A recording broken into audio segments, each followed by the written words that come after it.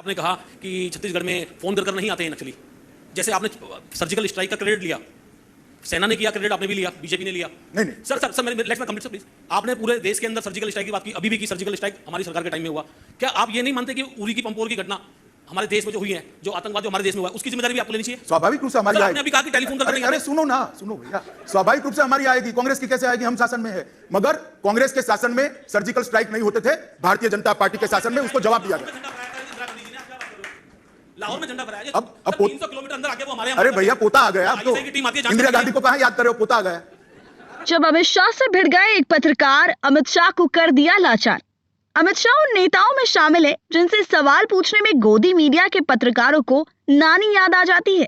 लेकिन जब उसी शाह का सामना किसी ईमानदार पत्रकार से होता है जिन्होंने अपने जमीर का सौदा करने के बजाय अपनी रीढ़ की हड्डी सीधी रख रखी है, तो ऐसे पत्रकारों से अमित शाह घबरा जाते हैं। दरअसल हुआ ये कि इंडिया टीवी के मंच पर खड़े होकर अमित शाह सर्जिकल स्ट्राइक का क्रेडिट खा रहे थे।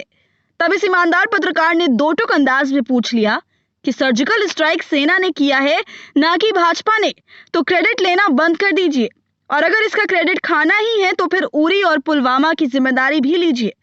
इतना तगड़ा सवाल सुनना था कि अमित शाह बौखला उठे और कहने लगे कि आज से पहले किसी भी सरकार ने स्ट्राइक नहीं किया था। तब इस पत्रकार ने इंदिरा गांधी की याद दिलाते हुए बोल बैठे कि शायद आप इंदिरा गांधी को भूल गए, जिन्होंने पाकिस्तान के 2 टुकड़े कर दिए थे। तब तक अमित शाह बुरी तरह फंस चुके थे। आपने कहा कि छत्तीसगढ़ में फोन कर नहीं आते हैं नक्सली। जैसे आपने सर्जिकल स्ट्राइक का क्रेडिट लिया, सेना ने किया क्रेडिट, आपने भी लिया, बीजेपी ने लिया। नहीं sir let's complete sir please. आपने पूरे देश के अंदर सर्जिकल स्ट्राइक की बात की, अभी भी की सर्जिकल स्ट्राइक हमारी सरकार के टाइम में हुआ। क्या आप ये नहीं मानते कि उरी की पंपोर की घटना हमारे देश में जो हुई है, जो आतंकवाद जो हमारे देश में हुआ, उसकी जिम्मेदारी भी आपको लेनी चाहिए? स्वाभाविक रूप से हमारी आएगी। आपने अभी कहा कि टेलीफोन कर अरे सुनो भैया, स्वाभाविक रूप से हमारी आएगी। कांग्रेस की कैसे आएगी? हम शासन में है। मगर कांग्रेस के शासन में सर्जिकल स्ट्राइक नहीं होते थे, भारतीय जनता पार्टी के शासन में उसको जवाब दिया गया।